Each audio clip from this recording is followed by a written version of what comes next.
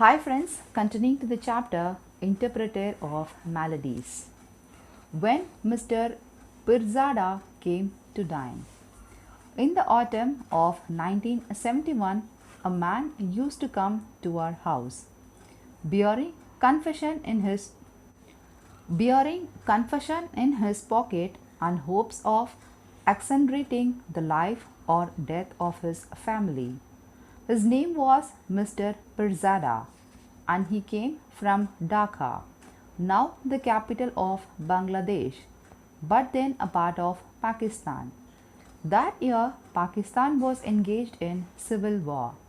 The eastern frontier, when Dhaka was located, was fighting for autonomy from the ruling glimpse in the west.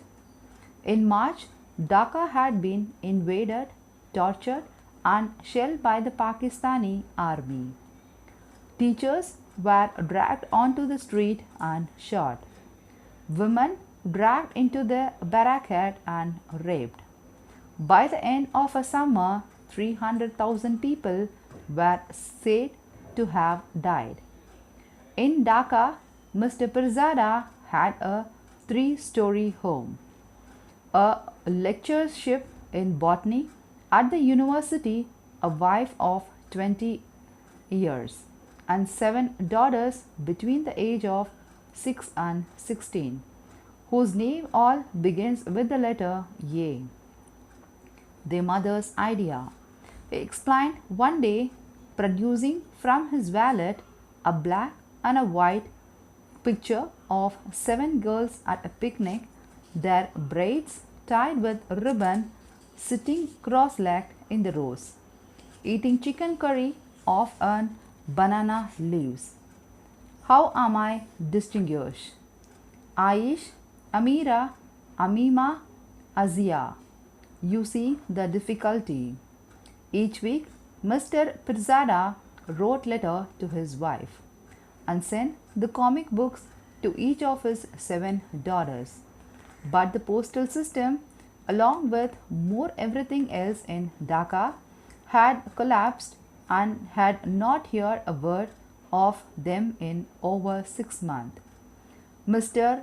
Pirzada, meanwhile, was in America for the year, for he had been awarded a grant from the government of Pakistan to study a foliage of New England.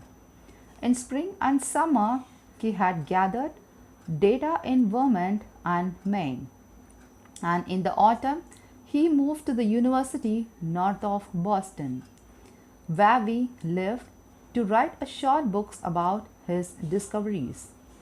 The grant was a great honor, but when converted into dollars, it was not generous. As a result, Mr. Pirzada lived in a room in an graduate dormitory and did not own a proper stove or a television set of his own. And so he came to our house to eat dinner and watch the evening news. At first, I knew nothing of the reason for his visit. I was 10 years old and was not surprised that my parents, who were from India and had a number of Indian antiquities at the university, should ask Mr. Pirzada to share our meals. It was a small campus with narrow brick walkway and white pillared buildings located on the fingers of what seems to be an even smaller town. The supermarket did not carry the mustard oil, doctors did not make house calls, neighbors never dropped by without an invitation, and of these things, even so often, my parents complained. In search of an compratoriat, they used to trail their fingers at the start of each new semesters through the column of a university directory, circling the surnames familiar to their part of the world. It was in this manner that they discovered Mr. Pirzada and phoned him and invited him to our home. I have no money for his first visit or of his second or his third. But by the end of September, I had grown so accomplished to Mr. Firzada's presence in our living room that one evening, as I was dropping the ice cubes into the water pitcher, I asked my mother to hand me a fourth glass from a cupboard still out of my reach.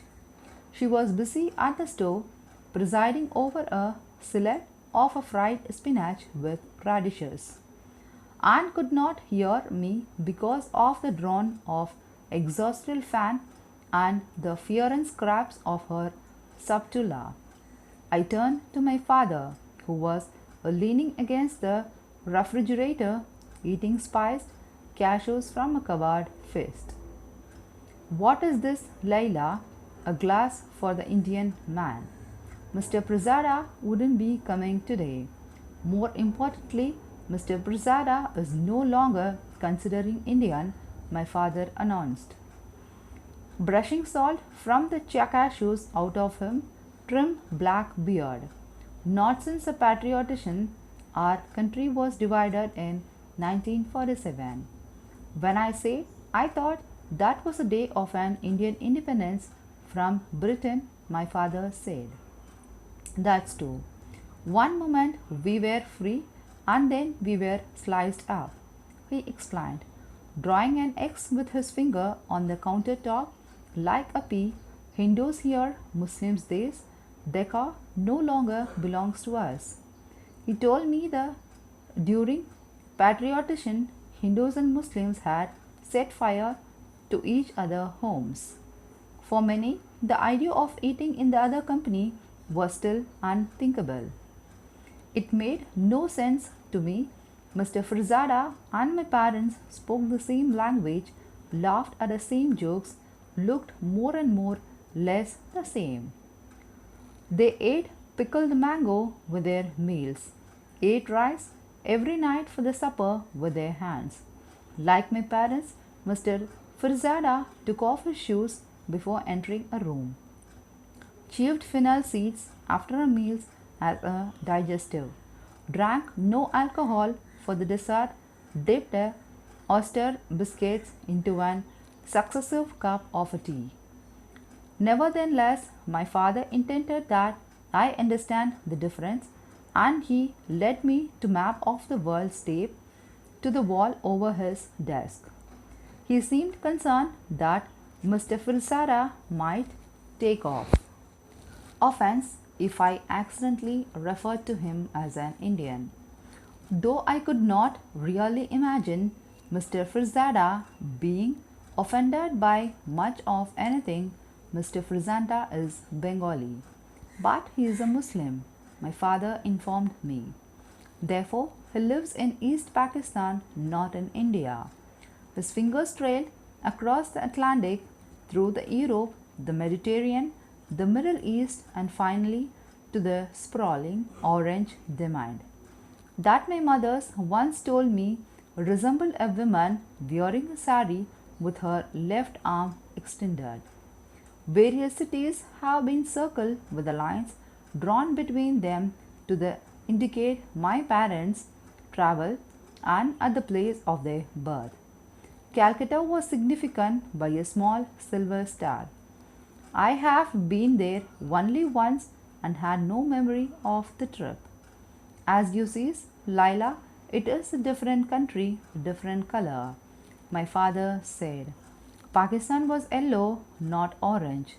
I noticed that there were two distinct parts on it, one much larger than the other, separated by an expansion of Indian territory. It was as if California and Connecticut constituted a nation apart from the US. My father rapped his knuckles on the top of my head. You are, of course, aware of the current situation, aware of East Pakistan's fight for sovereignty. I nodded, unaware of the situation. We returned to the kitchen where my mother was draining a pot of an boiled rice into a colander. My father opened up the can on the counter and eyed me sharply over the frames of his glasses, and he hates some of more cashews. What exactly do they teach you at the school? Do you study history, geography? Leela had plenty to learn at the school. My mother said, "We live here now. She was born here." She seems genuinely proud of the fact, as if it were a reflection of my character in her estimation. I knew I was assured a safe line, an easy life, a fine education.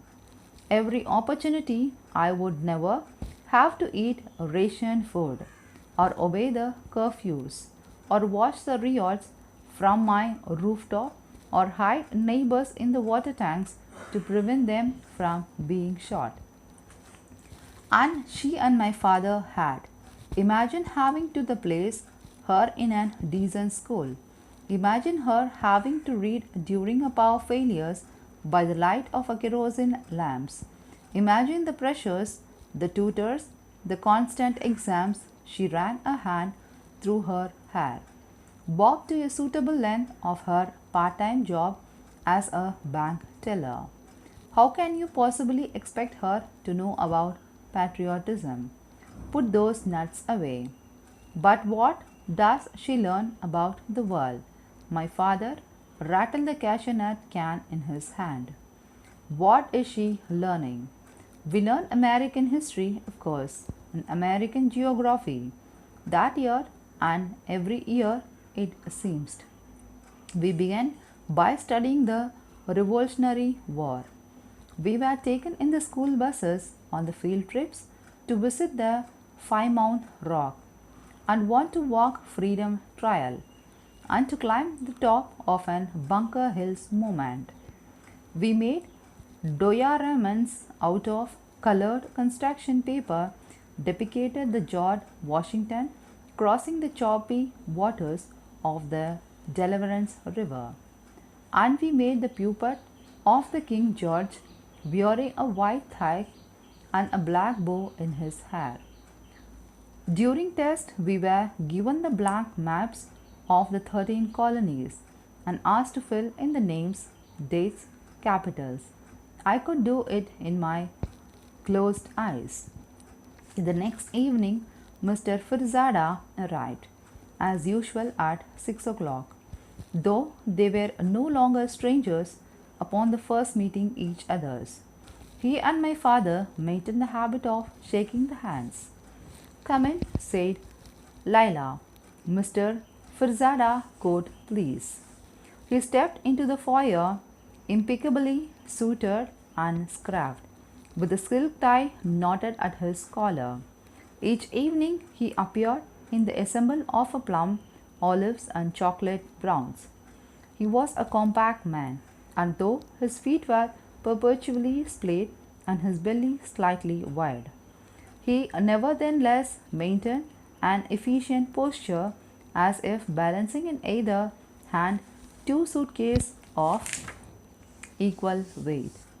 His ears were insulated by the tuft of graying hair that seems to block out the unpleasant traffic of life. He had thickly lashed eyes shaded with a trace of an chamber, a generous moustache that turned up playfully at the ends, and a mole shaped like a flattened raisin in the very center of his left cheek. On his head he wore a black fez made from the wool of a Persian lambs, secured by the bobby pins, without which I was never to see him. Though my father always offered to fetch him in our car, Mr. Firzada preferred to walk from his dormitory to our neighborhood, a distance of about 20 minutes on the foot, studying trees and the shrubs on his way. And when he entered our house, his knuckles were pink with the efforts of crisp autumn air. Another refuge, I am afraid, on Indian territory. They are estimated 9 million at last count, my father said. Mr. Furzada handed me his coat, for this was my job to hang it on the rack at the bottom of the stairs. It was made of finely checkered grey and blue wool, with a striped lining and horn buttons, and carried in its weave the faint smell of the limes.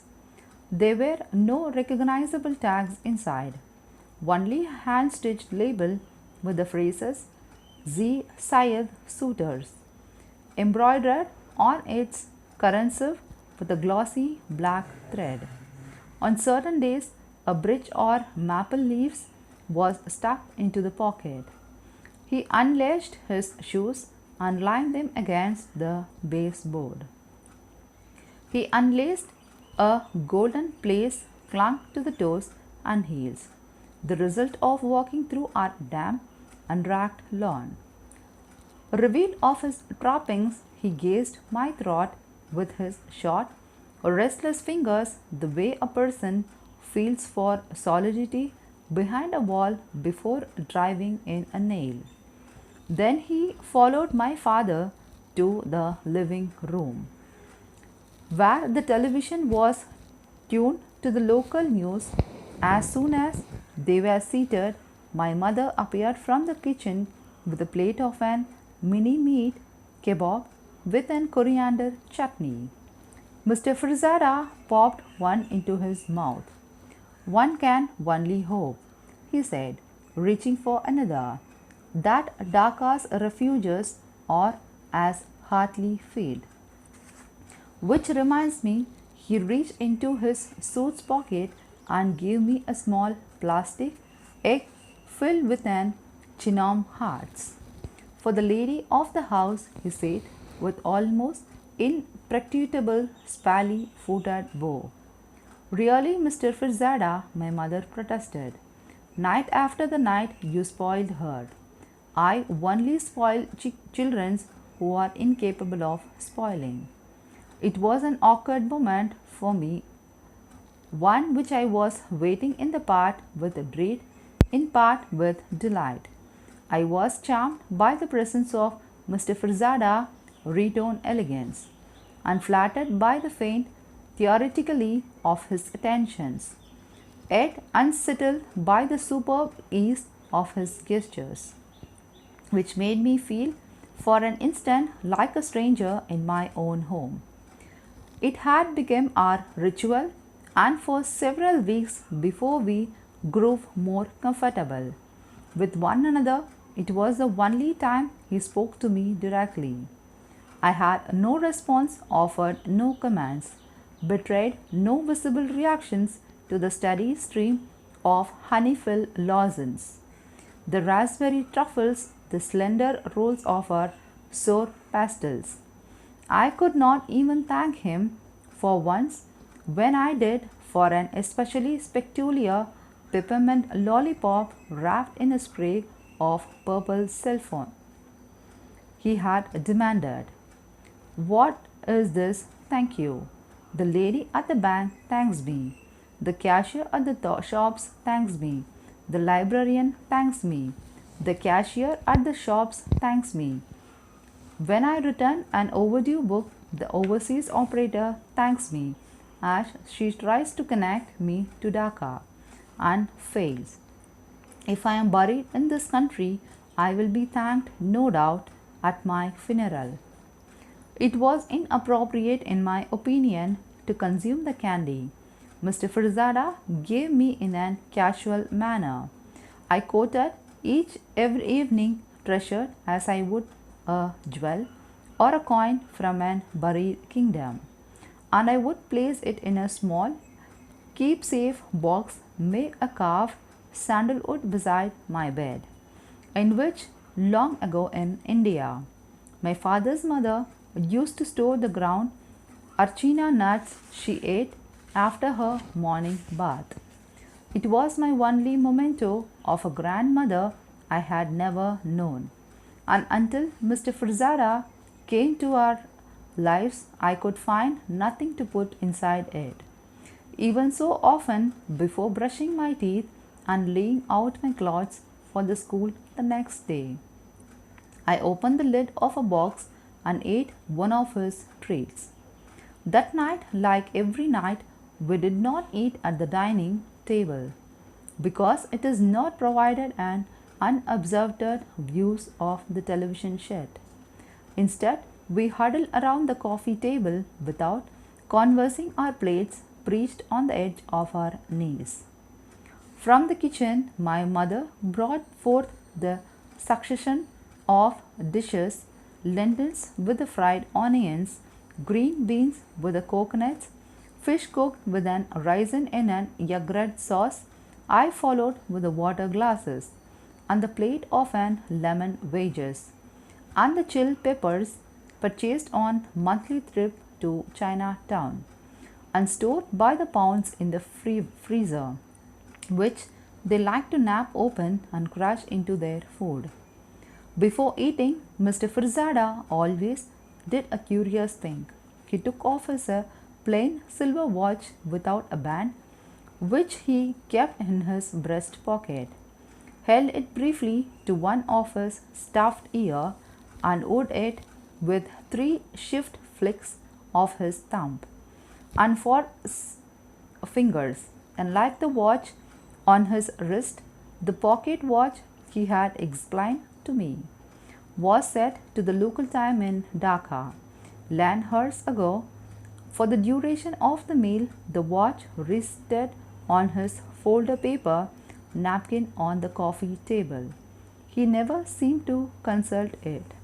Now that I have learned Mr. Filzada was not an Indian, I began to study him with extra care to try to figure out what made him different. I decided that the pocket watches was one of those things. When I saw it that night, as he would it and arranged it on the coffee table, an uneasiness possessed me.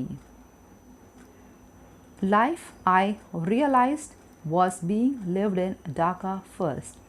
I imagined Mr.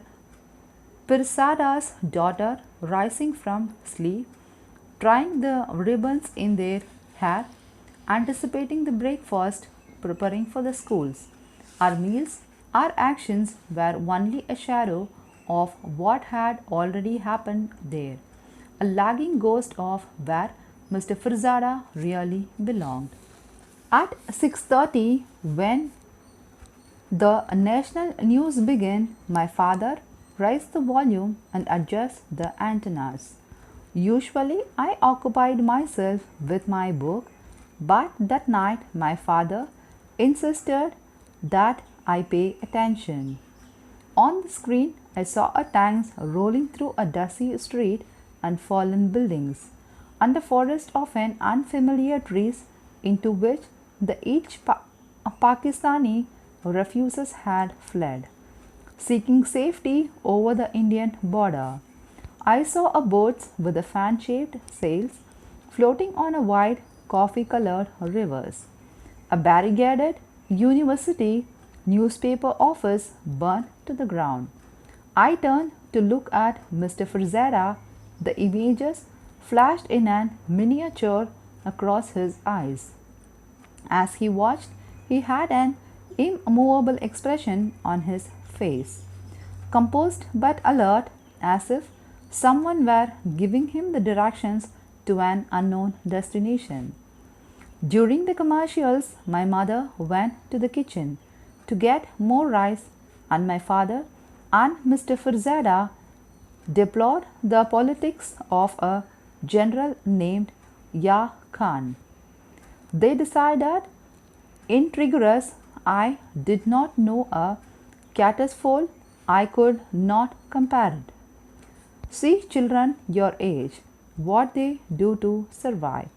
My father said as he served me another piece of a fish, but I could no longer eat.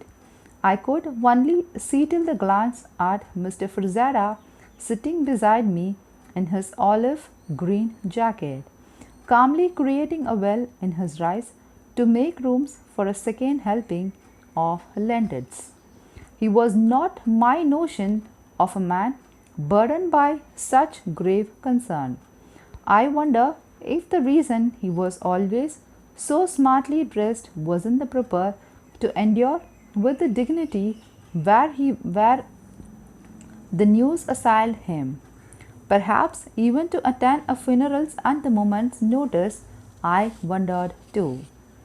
What would happen if suddenly these seven daughters were appears on the television, smiling and waving and blowing kisses to Mr. Frizada from a balcony?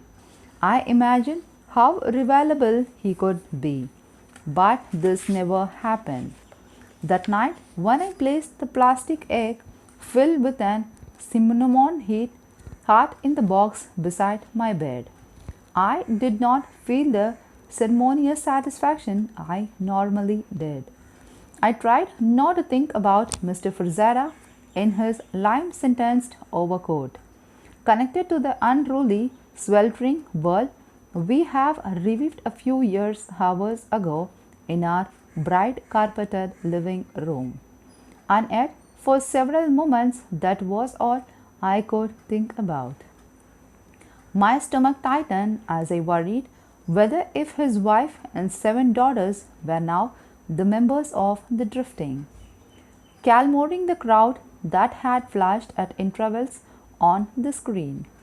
In an effort to banish the image, I looked around my room at the yellow sanified bed with an marching flaunt curtains, at framed glass pictures mounted on white and violet papered walls, at the pencil inscriptions by the closest door where my father recorded my height on each of my birthdays. But the more I tried to distract myself, the more I began to convince myself that Mr. Furzada family was in likelihood dead. Eventually, I took a square of an white chocolate out of the box and unwrapped it. And then I did something I had never done before.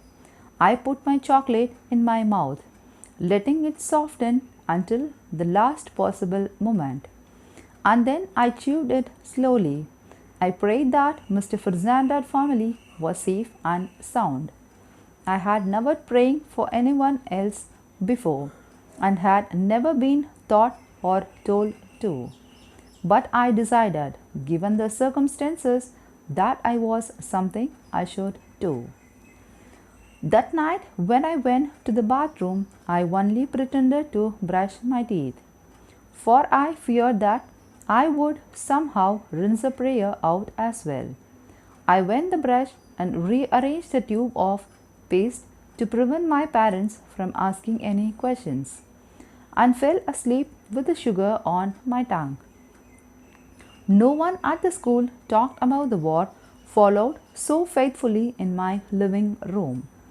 We continued to study the American Revolution and learn about the injustice of taxation without representation and memorize the passage from the Declaration of Independence. During recess, the boys would divide into two groups, chasing each other wildly around the Sings and Caesars. Redcoats against the colonies. In the classroom, our teacher, Mr. Kenyon, pointed frequently to a map that emerged like a movie screen from the top of a chalkboard, chattering the route of an Mayflower or showing us the location of the Liberty Bell. Each week, two members of the class gave a report on an particular aspects of revolution. And so on, one day I was sent to the school library with my friend Dora to learn about the surrender at Yorktown. Mrs. Keon handed us a slip of paper with the names of 3 books to look up in the card catalog. We found them right away and sat down at a low round table to read and take notes. But I could not concentrate. I returned to the blonde wooded shelves. To a session, I noticed a label Asia. I saw books about China, India, Indonesia, Korea. Eventually, I found a book titled Pakistan, A Land and Its People. I sat on a footstool and opened the book. The laminated jacket crawled in my crib. I began turning the pages filled with the photos of a river and the rice fields and the men in the military uniform. There was a chapter about Dhaka, and I began to read about its rainfall and its jute production. It was studying a population chart when Dora appeared in the asile. What are you doing back here? Mrs. Kenyon in the library. She came to check up on us. I slammed the book shut too loudly. Mrs. Kenyon emerged. The aroma of her perfume filled up a tiny asile and lifted the book by the tip of its spine as if it were a hair clinging on my sweater. She glanced at the cover, then at me. Is the book a part of your report, Lila? No, Mrs. Kenyon. Then I see no reasons to console it, she said, replacing it in the slim gap of a shelf. Do you? As the week passed, it grew more and more rare to see any footages from the Dakar on the news. The report came after the first set of commercials, sometimes the second. The press has been censored, removed, restricted, rerouted. Someday, many days, only a death toll was announced, prefaced by an reanimation of the general situation. More pilots were exhausted, more villages set ablaze. In spite of all it, nights after the nights, my parents and Mr. Firzada enjoyed long, leisurely meals. After the television was shut off and the dish washed and dried, they joked and told the stories and dipped the biscuits in their tea.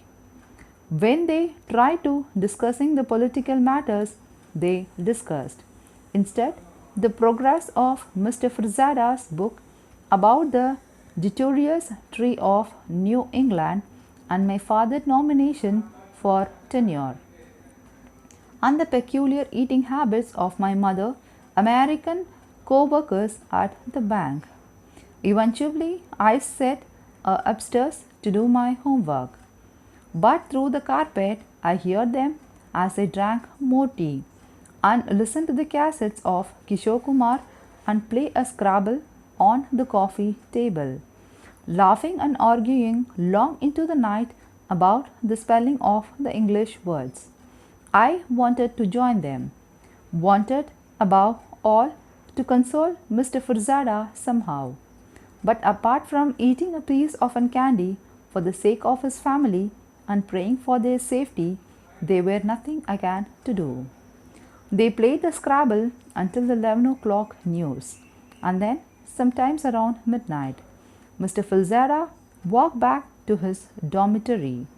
For this reason, I never saw him leave.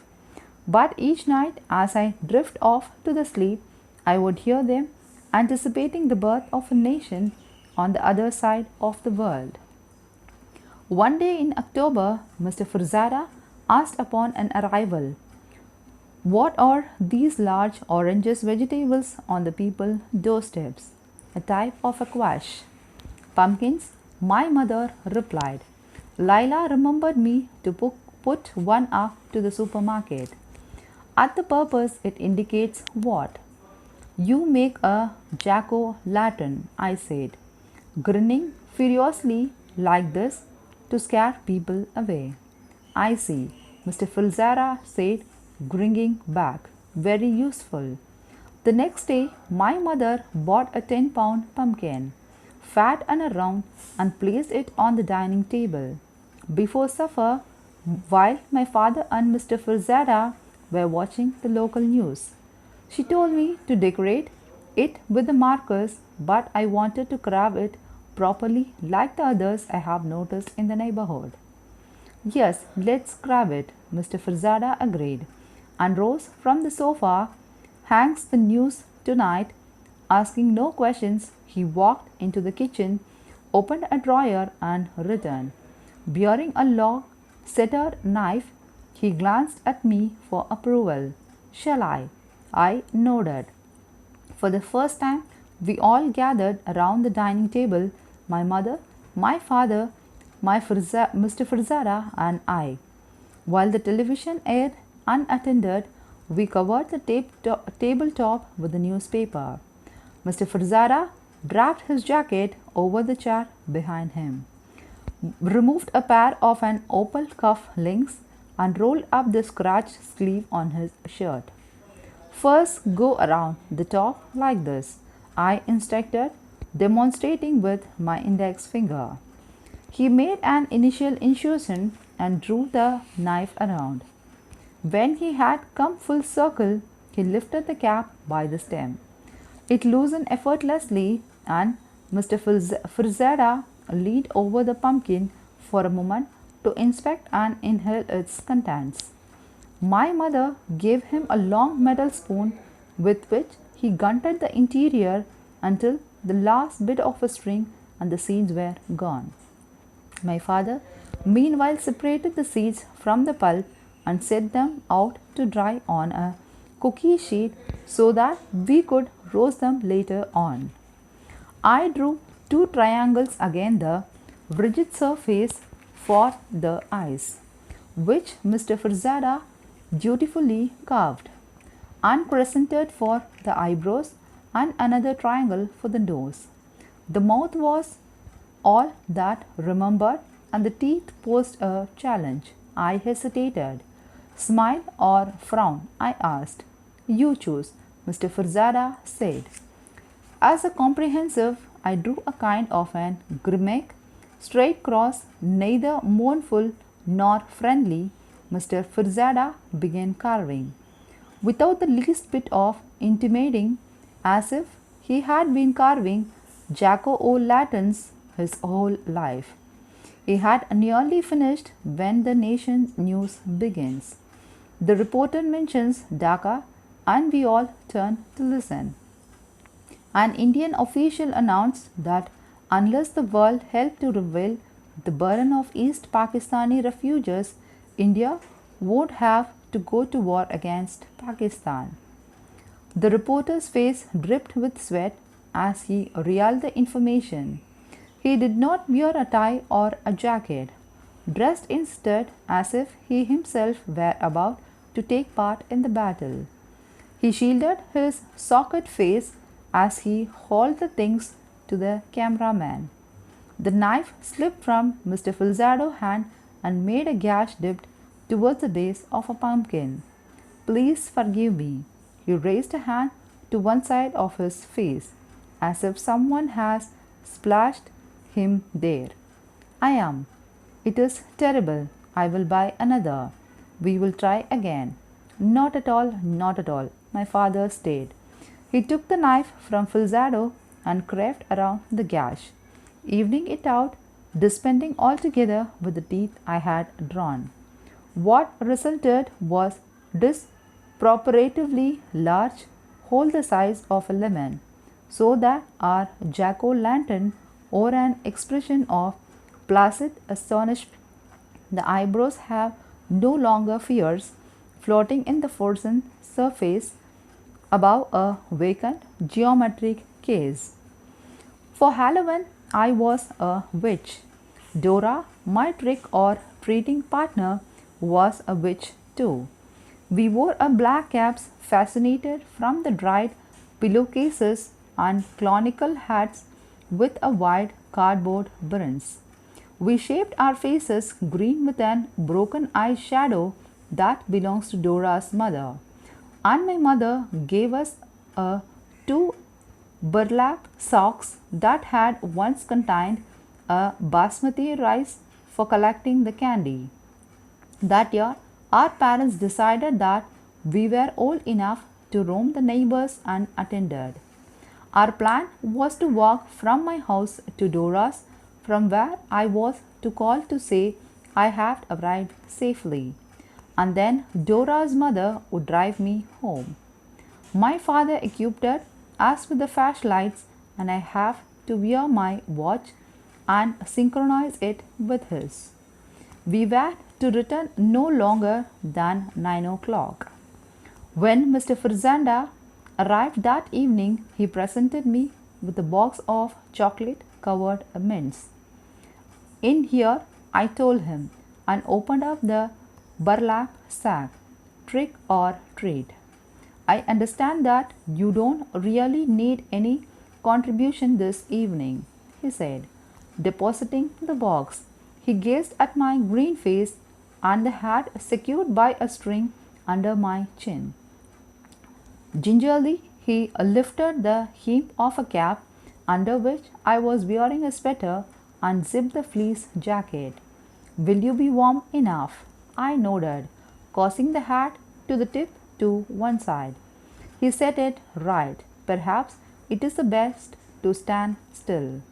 The bottom of our staircases was lined with the baskets of miniature candy, and when Mr. Firzada removed his shoes, he did not place them there as he normally did, but inside the closest instead. He begins to unbutton his coats, and I waited to take it from him, but Dora called me from the bathroom to say that she needed my help drawing a mole on her chin. When we were finally ready, my mother took a picture of us in the front of a fireplace, and then I opened the front door to leave. Mr. Firzada and my father, who had not gone into the living room yet, hobbled into the foyer. Outside it was already dark. The air smelled out of wet leaves, and over the craft jack-o'-lantern flickered impressively against the scrubby by the door. In the distance came the sound of an cramping feet and the hobbles of an older boy who wore no costume at all other than a rubber mask, and the rustling appears of the youngest children, some so young that they were carried from the door to the door in the arms of their parents. Don't go into any of the houses you don't know, my father warned. Mr. Firzada knits his brow together. Is there any danger? No, no, my mother assured him. All the children would be out. It is a tradition. Perhaps I should accompany them, Mr. Firzada suggested. He looked suddenly tired and small, standing there in his splayed, stockinged feet, and his eyes contained a panic I had never seen before. In spite of a cold, I began to sweat inside my pillowcase. Really, Mr. Firzanda, my mother said, Lila will be perfectly safe with her friends. But if it's rain, if they lose their way, don't worry, I said. It was the first time I was uttered those words to Mr. Firzanda.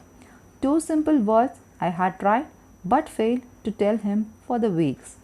He said only in my prayers. I ashamed me now I had said them for my own sake. He placed one of his stocky fingers on my cheeks, then pressed it to the back on his own hand, leaving a faint green smear. If the lady insult, he concluded, and offered a small bow. We left, stumbling slightly in our black, pointed thrift store shoes, and when we turned at the end of an driveway to the wave goodbye, Mr. Firzada was standing in the frame of the doorways, a short figure between my parents, waving back. Why did the man want to come with us? Dora asked. His daughter or missing? As soon as I said it, I wished I had not. I felt that my saying is made it true, that Mr. Firzada's daughters really were missing, and that he could never see them again. You mean they are kidnapped? Dora continued. From a park or something. I didn't mean they are missing. I mean he misses them. They live in a different country and he hasn't seen them in a while. That's all. We went for the house to house, walking along the pathway and pressing the doorbells. Some people have switched off all their lights for effects or strung the rubber bats in their window. At the mic entries, a coffin was placed in the front of the doors, and Mr. Mike entered, rose from it in the silence, his face covered with the chalk, and deposited a fistful of candy corns into our snacks. Several people told me that they have never seen an Indian witch before. Others performed the transition without the command. As we paved our way with the parallel beam of our flashlight, we saw an X cracked in the middle of a road, and the cars covered with the shaving creams, and the toilet paper garlanding the branches of the trees. By the time we reached Dora's house, our hands were champed from carrying our bubbling burlap bags, and our feet were sore and swollen. Her mother gave us a band-aid for our blisters and served us warm cider and caramel popcorn. She reminded me to call my parents to tell them I have arrived safely, and when I did, I could hear the television in the background. My mother did not seem particularly revealed to hear from me. When I repeated the phone on the receiver, it occurred to me that the television wasn't on at Dora's house at all. Her father was lying on the couch reading a magazine with a glass of wine on the coffee table, and there was a saxophone music playing on the stereo. After Dora and I have sorted through our plunder and counted and sampled and traded until we were satisfied, her mother drove me back to my house. I thanked her for the ride, and she waited in the driveway until I made it to the door. In the glare of her headlights, I saw that our pumpkin has been shattered. It is thick shell strewn in a chunk across the grass.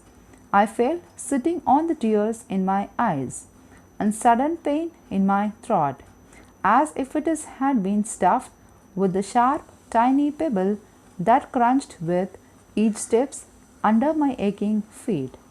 I opened the door, expecting 3 of them to be standing in the foyer, waiting to receive me and to grieve for our ruined pumpkin. But there was no one. In the living room, Mr. Frazada, my father, and my mother were sitting aside by the side of a sofa. The television was turned off, and Mr. Frazada had his head in his hand. Was they here that evening, and for many evenings after that, was that Indian Pakistan was drawing closer and closer to the war. Troops from the both sides lined the border, and Decca was insisting on nothing short of independence. The war was to be waged on East Pakistani soil. The United States was siding with the West Pakistan, the Soviet Union with India, and was soon to be in Bangladesh. War was declared officially on December 4th, and 12 days later, the Pakistani army, weakened by having to fight 3,000 miles from their source of supplies, surrendered in Dhaka. All of these facts I know only now, for they are available to me in any history books in any library. But then it remembered, for the most part, a remote mystery with a haphazard clue. What I remember during these 12 days of a war was that my father no longer asked me to watch the news with them, and that Mr. Frazada stopped bringing me candy, and that my mother refused to serve anything other than boiled egg with the rice for the dinner. I remember some nights helping my mother spreading the sheets and the blanket on the couch so that Mr. Frazada could sleep there, and the high-pitched voice hurling in the middle of a night when my parents called our relatives in Calcutta to learn more details about the situation. Most of all, I remember that three of them operating during the time as if they were single person sharing a single meal, a single body, a single silence, and a single fear. In January, Mr. Firzada flew back to their three-story home in Dhaka to discover what was left of it. We did not see much of him in those final weeks of the year. He was busy finishing his manuscript and went to Philadelphia to spend Christmas with his friends of my parents. Just as I have no memory of his first visit, I have no memory of his last. My father drove him to the airport one afternoon while I was at the school. For a long time we did not hear from him. One evening went on as usual with the dinner in the front of a news. The only difference was that Mr. Firzada and his extra watch were not there to accompany us. According to the reports, Dhaka was repaired itself slowly. With the newly formed parliamentary government, the new leaders, Sheikh Mujib Rahman, recently released from prison, asked the countries for the building materials to replace more than 1 million houses that has been destroyed in the war. Countless refugees returned from India greeted. We learned by unemployment and the threat of famine. Every now and then I studied the map above the father's desk and pictures Mr. Firzada on the small patch of yellow. Prescribing heavily, I imagined in one of his suits, searching for his family. Of course, the map was outdated by then. Finally, several months later, we received a card from Mr. Firzada commemorating the Muslim New Year, along with a short letter. He was reunited. He wrote with his wife and children. All were well, having survived the event of the past year at an Easter belonging to his wife, grandparents in the mountain of Shillong. His 7 daughters were a bit taller, he wrote, but otherwise they were the same, and he still could not keep their names in order. At the end of a letter, he thanked us for our hospitality, adding that although he now understood the meaning of a word thank you, they still were not antic to express his gratitude. To celebrate the good news, my mother prepared a special dinner that evening, and when we sat down to eat at a coffee table, we toasted our water glasses, but I did not feel like celebrating. Though I had not seen him for months, it was only then I felt Mr. Firzenda's absences. It was only then, raising my water glass in his name, then I knew what it meant to miss someone who was so many miles. My parents to tell them I have arrived safely, and when I did, I could hear the television in the background. My mother did not seem particularly revealed to hear from me. When I repeated the phone on the receiver, it occurred to me that the television wasn't on at Dora's house at all. Her father was lying on the couch reading a magazine with a glass of wine on the coffee table, and there was a saxophone music playing on the stereo. After Dora and I have sorted through our plunder and counted and sampled and traded until we were satisfied, her mother drove me back to my house. I thanked her for the ride, and she waited in the driveway until I made it to the door. In the glare of her headlights, I saw that our pumpkin has been shattered. It is thick shell strewn in a chunk across the grass. I felt sitting on the tears in my eyes and sudden pain in my throat, as if it had been stuffed with the sharp, tiny pebble that crunched with each steps under my aching feet. I opened the door, expecting three of them to be standing in the foyer, waiting to receive me and to grieve for our ruined pumpkin. But there was no one in the living room.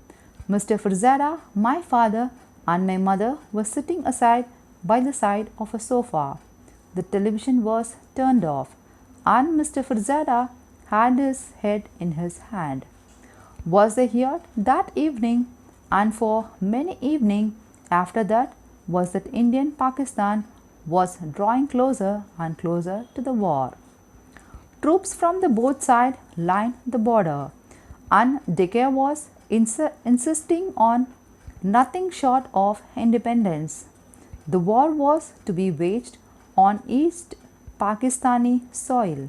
The United States was siding with the West Pakistan, the Soviet Union with India, and was soon to be in Bangladesh. War was declared officially on December 4th, and 12 days later, the Pakistani army, weakened by having to fight 3,000 miles from their source of supplies, surrendered in Dhaka. All of these facts I know only now, for they are available to me in any history books in any library. But then it remembered, for the most part, a remote mystery with a haphazard clue. What I remember during these 12 days of a war was that my father no longer asked me to watch the news with them, and that Mr. Firzada stopped bringing me candy, and that my mother refused to serve anything other than boiled egg with the rice for the dinner.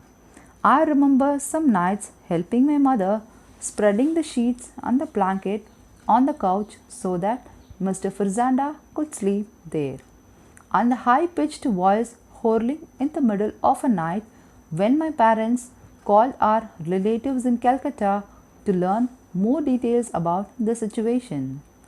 Most of all, I remember that three of them operating during the time as if they were single person sharing a single meal, a single body, a single silence, and a single fear. In January, Mr. Firzada flew back to their three-story home in Dhaka to discover what was left of it. We did not see much of him in those final weeks of the year. He was busy finishing his manuscript and went to Philadelphia to spend Christmas with his friends of my parents. Just as I have no memory of his first visit, I have no memory of his last. My father drove him to the airport one afternoon while I was at the school. For a long time we did not hear from him. One evening went on as usual with the dinner in the front of a news. The only difference was that Mr. Firzada and his extra watch were not there to accompany us. According to the reports, Dhaka was repaired itself slowly.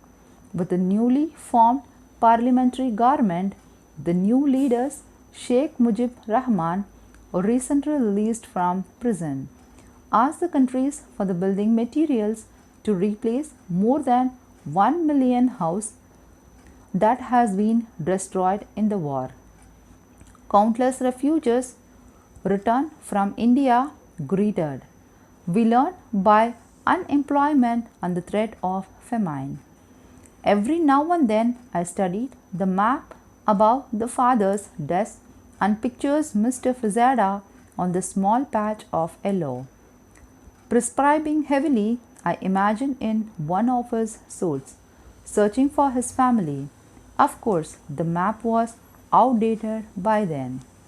Finally, several months later, we received a card from Mr. Firzada commemorating the Muslim New Year, along with a short letter. He was reunited. He wrote with his wife and children. All were well, having survived the event of the past year at an Easter belonging to his wife, grandparents in the mountain of Shillong. His 7 daughters were a bit taller, he wrote, but otherwise they were the same, and he still could not keep their names in order. At the end of a letter, he thanked us for our hospitality, adding that although he now understood the meaning of a word thank you, they still were not antic to express his gratitude. To celebrate the good news, my mother prepared a special dinner that evening, and when we sat down to eat at a coffee table, we toasted our water glasses, but I did not feel like celebrating. Though I had not seen him for months, it was only then I felt Mr. Frizenda absences. It was only then, raising my water glass in his name, then I knew what it meant to miss someone who was so. Just as he had missed his wife and daughter for so many months. He had no reason to return to us, and my parents predicted correctly that we would never see him again. Since January, each night before bed, I had continued to eat, for the sake of Mr. Frizanda family, a piece of a candy I have saved for Halloween. That night there was no needed to. Eventually, I threw them away.